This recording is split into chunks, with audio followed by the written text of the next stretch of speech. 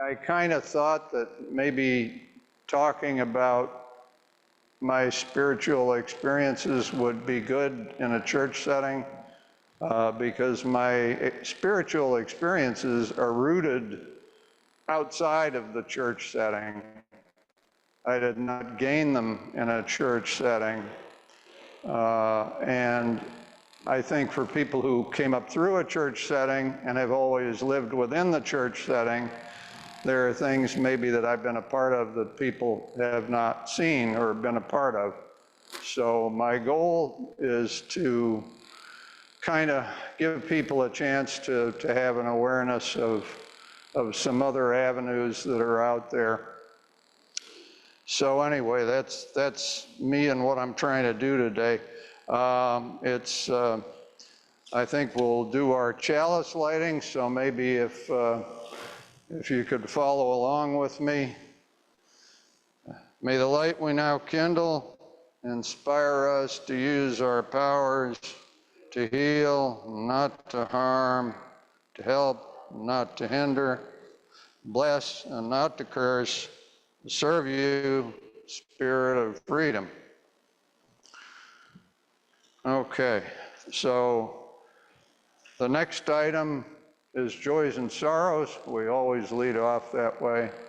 And Peter told me that he might be able to help us and come up and guide us through the joys and sorrows.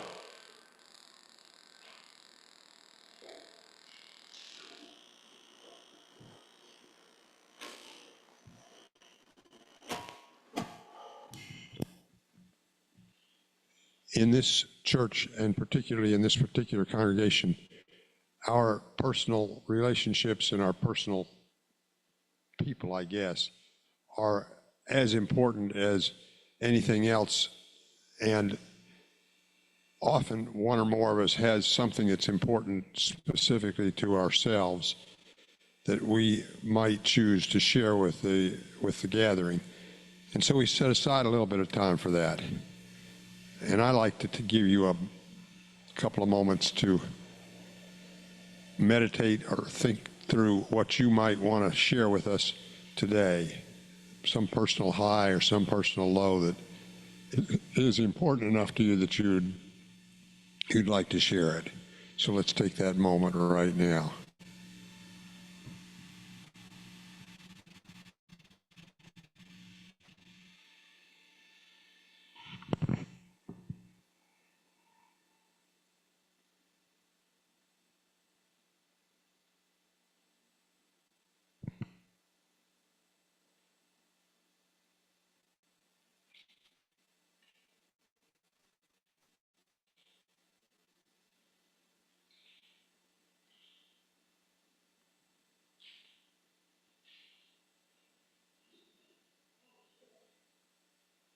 Yeah, yes.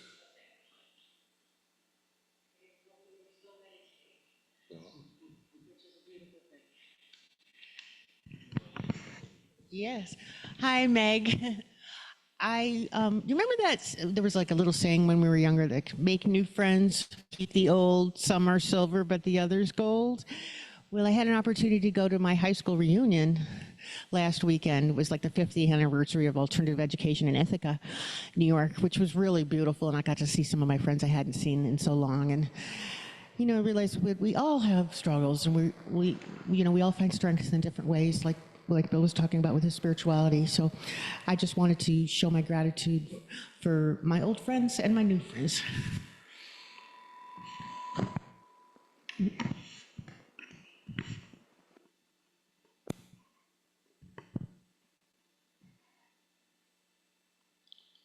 Very little is actually required in this church, but I forgot to mention, I think that you have the opportunity to light a candle if you wish when you share one of these joys or concerns, or you can even light it at another time during the service too.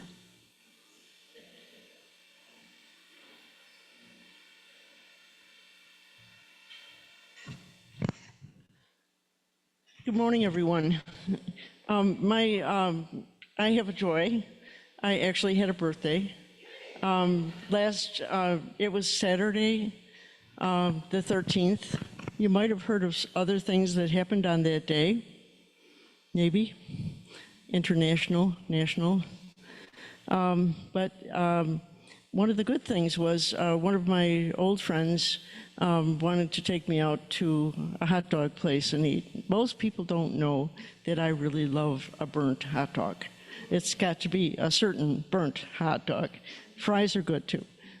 So we went there, and as we were standing to order, this absolute stranger who I'd never met before heard that it was my birthday and paid for it. It was amazing.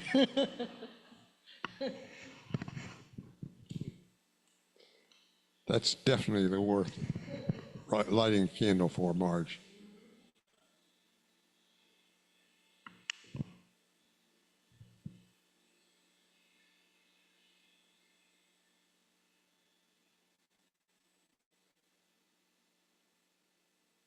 Is there anyone else that has a personal joy or sorrow you'd like to share now? I'll light a final one for, oh, you got one from back here? Alexandra and Madison are both coming to visit next week. I know, I'm so excited. Madison's been gone for 2 years. I can't believe she's been gone for 2 years. Alexandra moved away like 6 years ago, but Alexandra's thinking about coming back. But they're both going to be here for a week for a visit. I don't know if they're going to be here for church, but I'm real excited.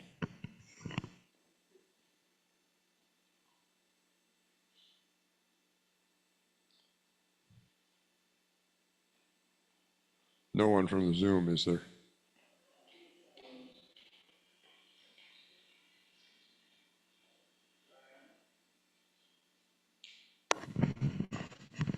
This is so minimal, I hate to even bring it up, but I was so nervous all week. I had to do this. I had to do this promo video for something I'm involved in, and it was at the beach, and it involved like a bathing suit, and I was anguishing about it for like 2 weeks now, trying to find something I could, I was thinking of like a burkini, but anyway, and I was meeting these people I've never met before, and it was going to be with surfboard. And it all went well, and we were happy, and we were laughing, and I'm so grateful.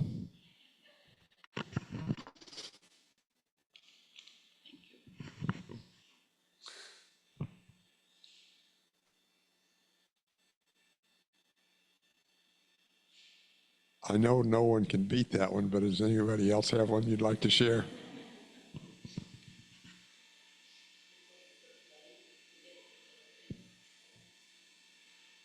All right, I'll light a final one for any unspoken ones.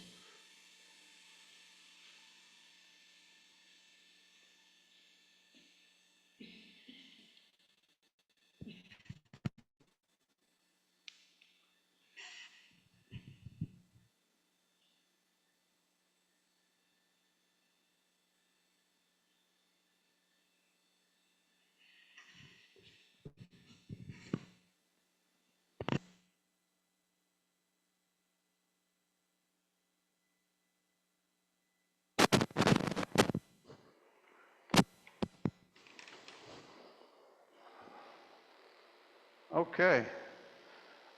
Thank you, Peter. Well, I guess that begin my story. Spiritual journey. Okay. What's this about? Well, where did I come from? Where did I start? There's absolutely no drama to the beginnings of this story. I went to Presbyterian church with Mom and Dad when I was a young fella, and we all dressed up in our Sunday best, and we were fairly faithful in attending Presbyterian church, and it was all nice. Went to Sunday school. They did their best to talk about things that were relevant to the spiritual world that they thought little kids could grasp. And later on, I got out and graduated from that and went to the adults in the sanctuary and was a part of the regular service and did the responsive readings and listened to the Bible verses and all the rest of it. And it was all wonderful, and stained glass windows and dark woodwork and very impressive, beautiful Old Central Presbyterian Church in Buffalo, beautiful place, pipe organ, everything. Really created that churchy feeling, but I had a sense, God and Jesus were around. Surely they were around. Seemed like they were around. I had no sense of where they were exactly. We did our readings and all of that, but, well, okay. So, believed, such as it was, went along, showed up year after year, did this. It was good.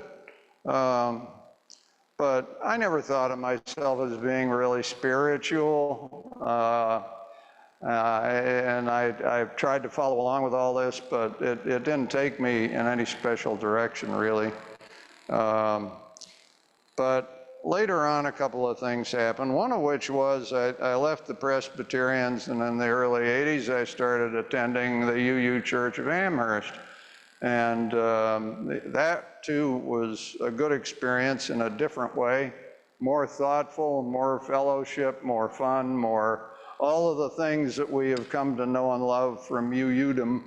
But as far as the spiritual side, not really heavy. I mean, people mostly would come in and they say, well, I'm really an atheist, or, well, I'm agnostic, I'm paying attention to the messages, but, it was more a cerebral thing, and people would follow the lessons, and they were good lessons, had good speakers, wonderful experience. But in terms of what I would call a spiritual experience, it was kind of thin. I thought, if you're looking for some deep experience, it wasn't something you were going to get there, and that wasn't a problem, but it's just how it was. Come late 1980s, went through a bad patch. It's a perfect storm thing. A number of bad things happened at once. One of which was that at home, my family, my relationship with my mother was absolutely shot, and she was very angry with me quite often and would say things that I found very hurtful, and I suppose that, well, such things happen. But other things happen too. I'd been working for a long time for Channel 2 in engineering. I worked my way up, had a good job, was paid a bunch of money. Channel 2 got, in the 12 years I was there, they were going on their fourth owner. And the fourth owner decided that a good way to make money was to cut the payroll. And so I was somebody who they thought had done a great job, and they decided that probably they'd struggle by somehow without me if they could. And so they made me a number of offers, all of which were terrible. And so in the end, my very conservative father, about matters pertaining to work, said to me, you better get out of there. It really wasn't looking good. So with no place to go, I left my job there with certain little incentives. So now I had a problem with my family. I had a problem with my job. On top of this, there was somebody that I was very fond of at the Amherst Church that I was dating, and she decided to go off to Los Angeles and marry someone else. She met someone out there that really, I don't know, hit her right, I guess, and so she was gone on top of everything else. And then my mother had a serious health episode, put her in the hospital, went to visit, she started getting critical of me and like saying, cutting things from her hospital bed. And I thought, oh God, I went to see her in the hospital, and this is how it turns out, as I get torn apart.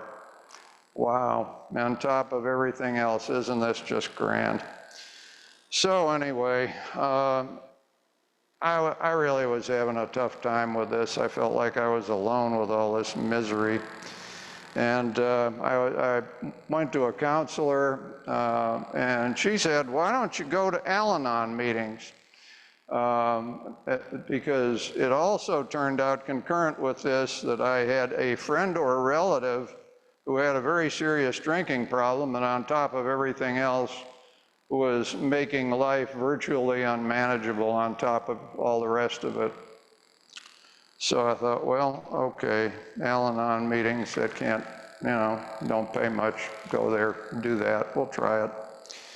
So I went there, and I went to a meeting. It turned out really well. It felt good being there. People were nice, felt right. You know how it is when things feel right, and it felt right. And I thought good things would come of it, not sure how. And I thought at this point I should just take a moment to explain a little bit about Al-Anon and AA and 12-step and all that, because the whole story really is hard to make sense of without that. 12-step programs emerged in the 1930s. The first one was Alcoholics Anonymous, that was founded by two gentlemen who met in Akron, Ohio. Very strange. It in itself is a marvelous story, really, about how they did this, but they did. And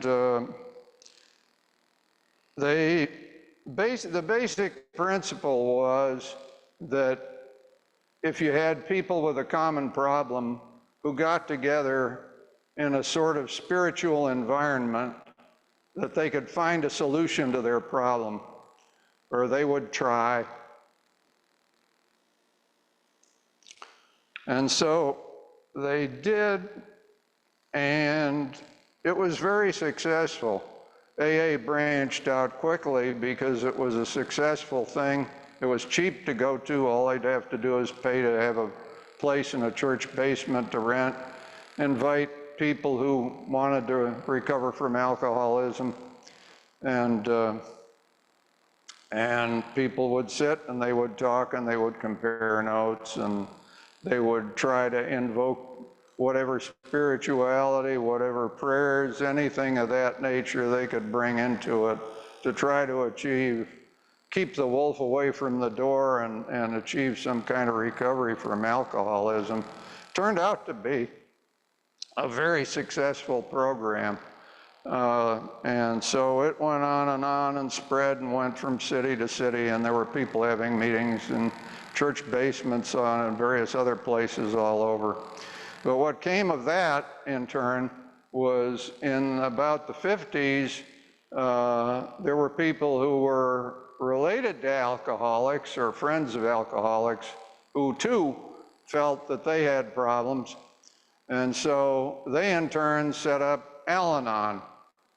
Al-Anon uses the same very similar, but very, very similar 12 steps that are used as the core of AA. And so that turned out to also be very successful. Other 12-step programs came along, many of them, to the point where I understand now there are upwards of 200 of them. And they're successful. The reason that they go on, the reason the format works, is it's successful. I mean, people go to this and it works. And so, but when you look at the 12 steps, like I printed a list of them, and the second step came to believe a power greater than ourselves could restore us to sanity. That really is the whole root that holds this thing together. So that when people go to these meetings, they talk about problems they got, but it's always in connection with the idea that you're using a spiritual foundation to try to pull things together somehow. And so Al-Anon does this. That's where I went. So getting back to that, people in Al-Anon were talking about what they would do to deal with having to deal with someone who was alcoholic. And they would talk about things they read, things they tried, attempts to pray and experience things spiritually somehow that would help them. And I was struck by the success of it. People would come in and they'd have all manner of stories about how the meetings always, everybody had a turn to speak. And so everybody would have his 2 minutes or whatever, and they'd tell a story of the progress they made, something they learned, and reaching out to their higher power. Since it was non-denominational, you would, whatever spiritual almighty entity you imagined, whatever it was, you'd call it your higher power. So they'd have stories about the higher power. How did that help? And that was important, that was key. So I did this for a while, and my situation continued to worsen. And I finally, in a kind of a fit of desperation and not being very spiritual, got on my knees in my bedroom in my apartment and prayed.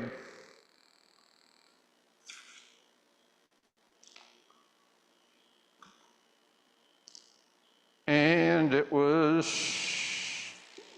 strange, because what happened was, and this really, it's like this is where I'll probably lose half of you, but Patty's laughing. But I really had the sense of the presence of Jesus. I did. I mean, he was with me. And I mean, he was with me to the point that I could just like think thoughts, and he's like answering me. And I think another thought. I'm having this dialogue where I'm thinking thoughts, and he's answering me about things. I'm trying to find peace about everything. How do I solve these problems I have? What's this about? What's God about? How is it? In particular, there were two things from all of that I kind of carried with me all these years. One was, I kind of wondered, well, if God's out there and there's all this hardship, I mean, say there's a bus going down the street and he smashes into a bunch of little kids, and where was God? Where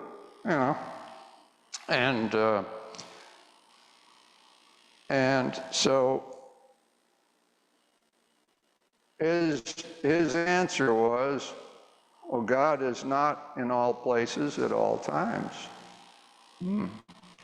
And this was different from any sort of dogma I had gotten from any religious training I ever was exposed to. And then another question was, well, why doesn't God or Jesus, why don't you reach out to people like me without prompting? And the answer to that was, we go where we're invited. And that was another concept that I had never heard articulated, that God was not omnipresent. God would go where he was invited, or at least would especially go to where he was invited.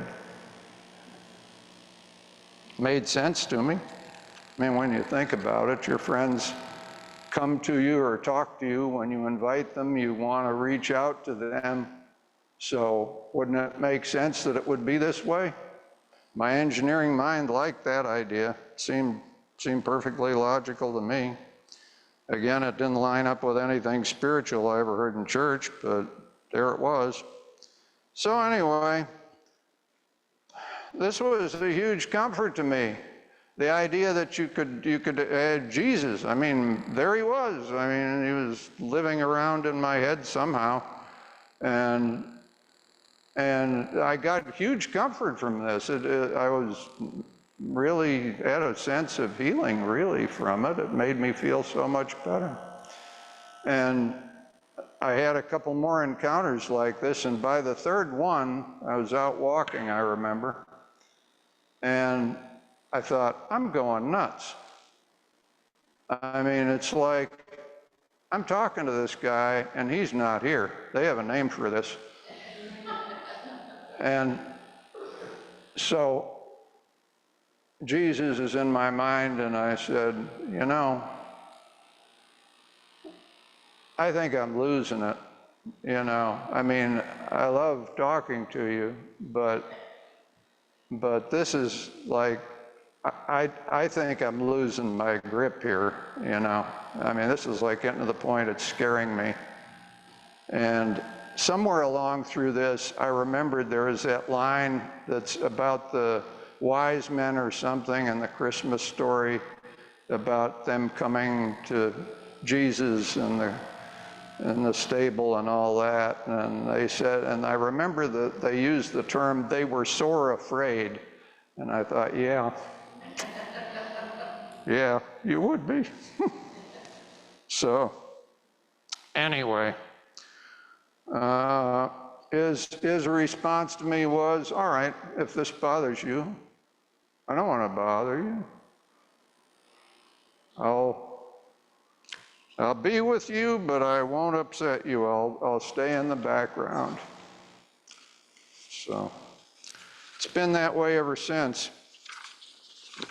So I always have the sense that he's in the background. He's nearby, available, just not causing me to feel like I'm coming unglued.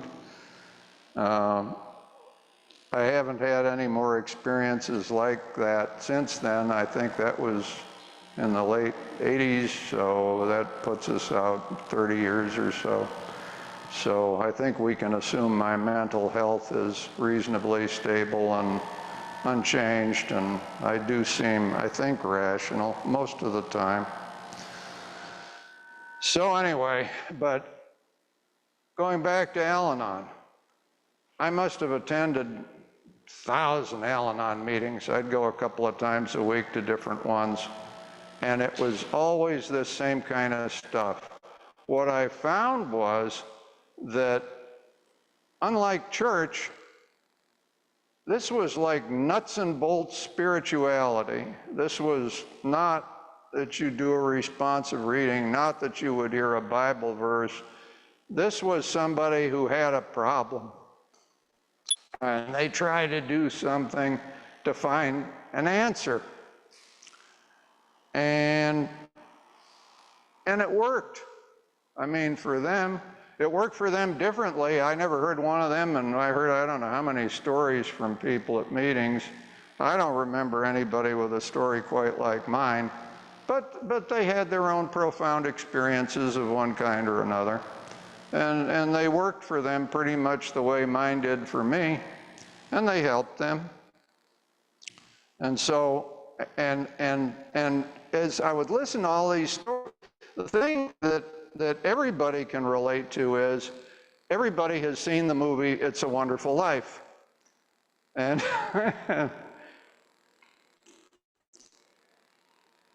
the character George Bailey in It's a Wonderful Life gets in a terrible situation and prays for help.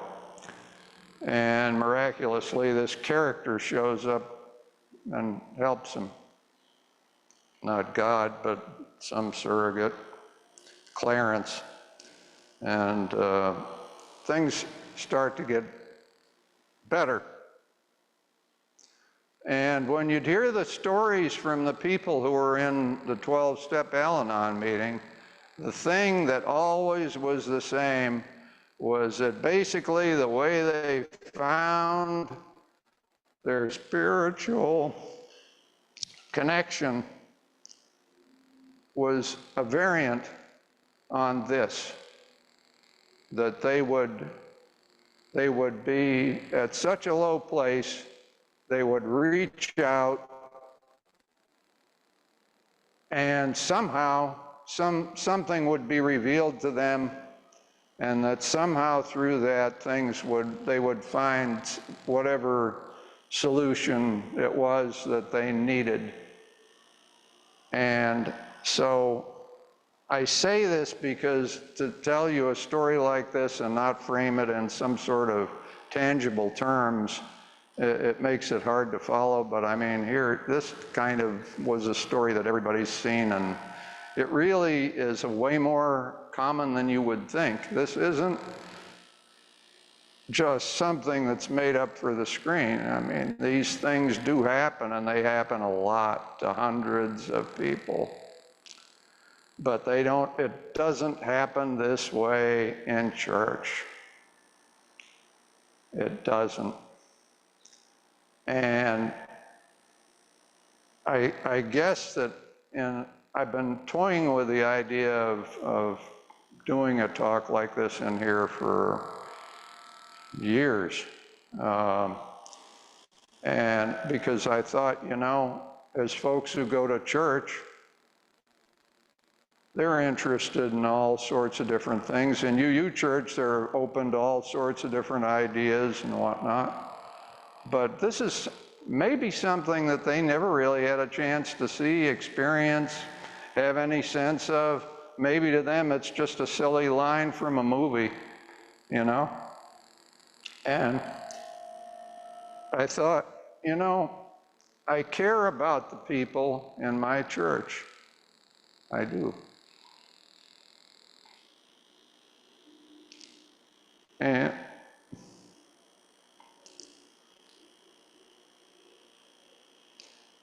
it was hard for me to come up and tell you this. It's embarrassing because I keep getting choked up. But I felt that it was important that you hear this,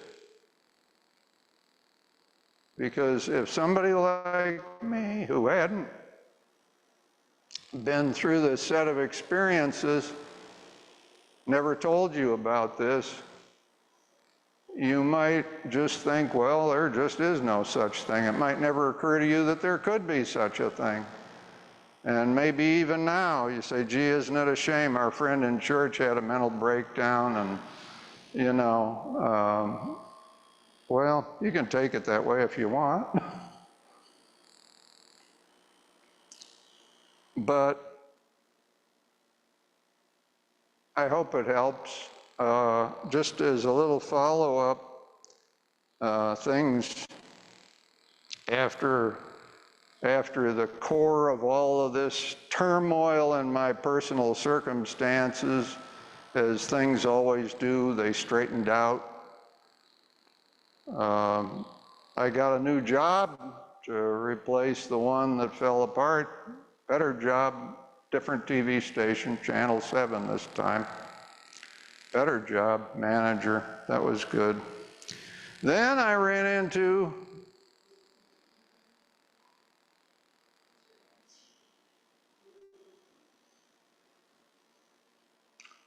and to say the least, she has changed everything.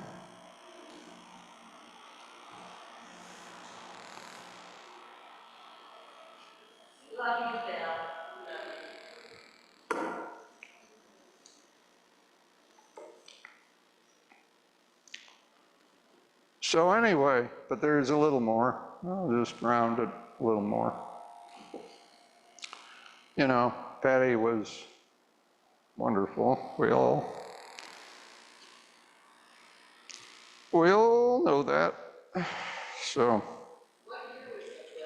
When? What? I connected, she wasn't the one that I was dating. That was somebody else. That person did indeed go to Los Angeles, and I'm aware of her whereabouts, but I haven't seen her in years, so I don't. Anyway, but no, Patty and I got together in 1990, which was about the time I got the job at Channel 7. I think I got the job at 7 in early '89, and I ran into her when was the end of 90? End of 90, yeah. Yeah. Well, that was a story with a happy ending, so anyway. But you know, nothing stays good forever. And so I'm at this new TV station, and so guess what happens? It goes through the same problem the first one did. They had a change of ownership, and so now the new people that come in have no idea how to run this place, and it's bleeding to death financially. So here we are playing Russian roulette with the staff again.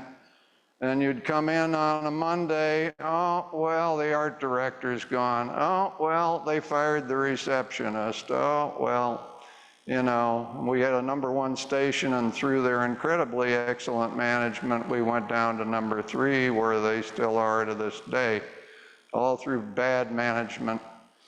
And even the new owner hasn't been able to turn it around. It got so bad.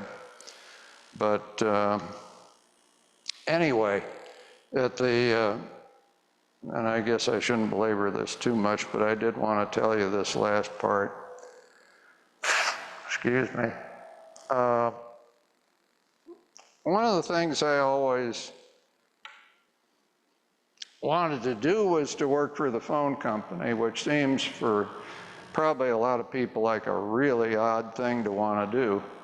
But my granddad worked there.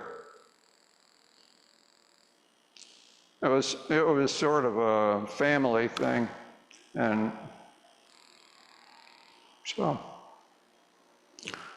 anyway, it was something that I liked, and I always would do this in the background. When I worked at TV stations, I was always a resident phone expert. I'd handle all that stuff. So I could see the handwriting on the wall at 7. I mean, that place was going to hell on a handcart, and they were just firing people one after another. So I figured the bullet with my name on it's going to come up here one of these fine days. And so I talked to Patty, and she knew I loved the phone company, and she said, why don't you talk to your friend Eric, who works there, and maybe he can tell you how to get a job there. And so I did talk to Eric. I took tests, I did interviews, and I got a job there several months later. Bye-bye Channel 7. And that was my last job, and it was very good, and it's something I always wanted to do. So it was a blessing. So that was a really nice wrap up to the whole career thing. I retired from there. I want to give you one last thing to hang on to about this spirituality thing. There's an old hymn that's popular in country churches called In the Garden. And the words to it, part of the words to it are, and he walks with me.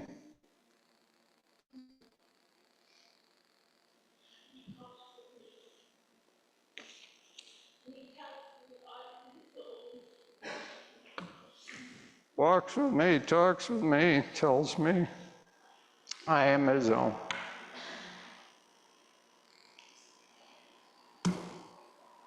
They did.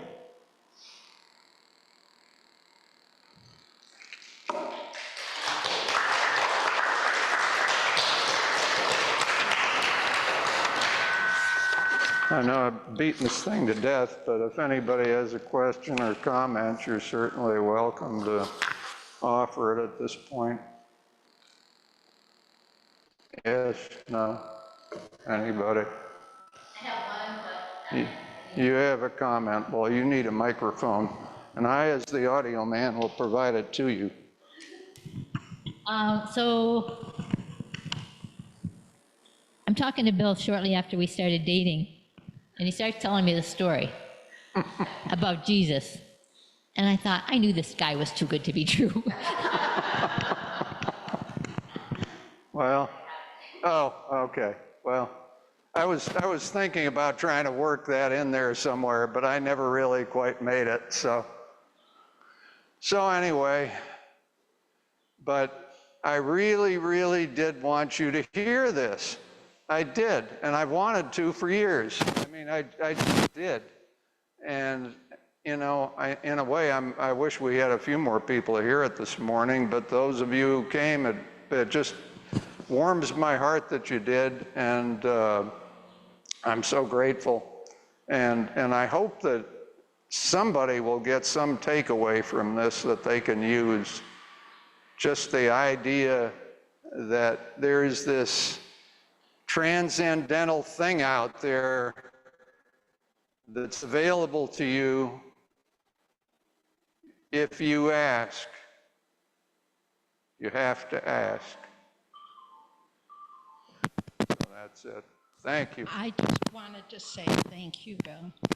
I'm so glad I didn't miss this, and I so appreciate your sharing. This is one of the most meaningful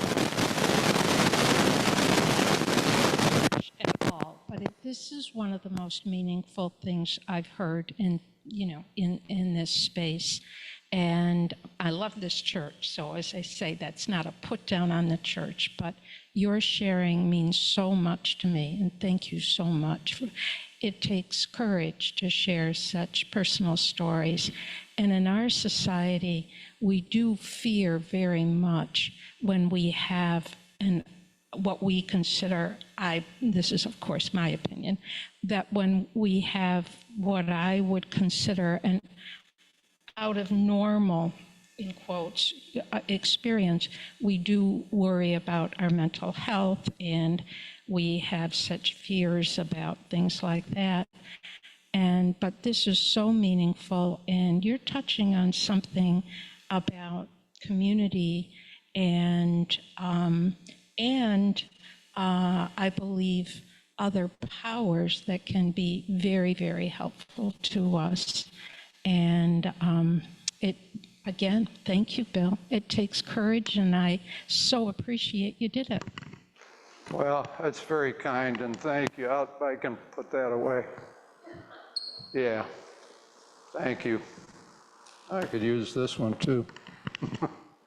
So anyway, I don't know if, I don't think there are any, I suppose if we wanted to, we could make snacks. Hello.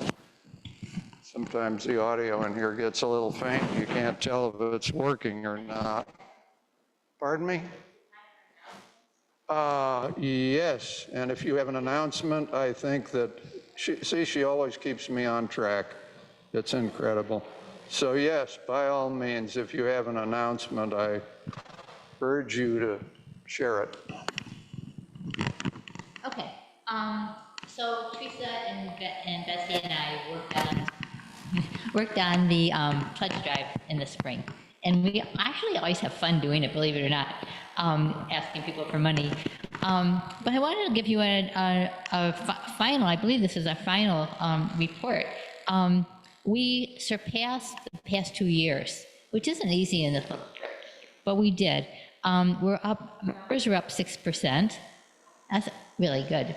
And we have like 5 friends who used to come to the church, or their parents came to the church, who send us small donations. And that's up 6% also. So we ended up with, we had 23 pledges. We had 5 friends.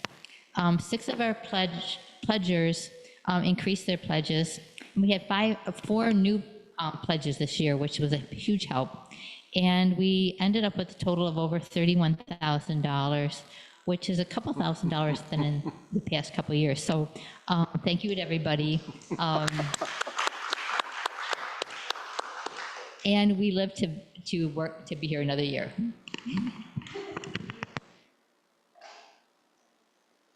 Thanks, Patty.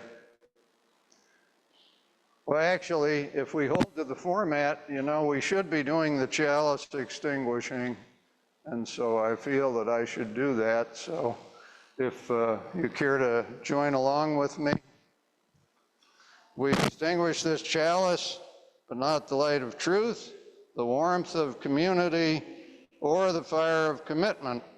These we carry in our hearts until we are together again.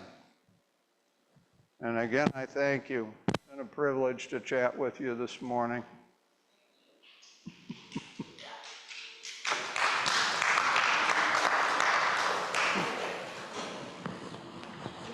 I forgot to mention that there's, the picnic is next week.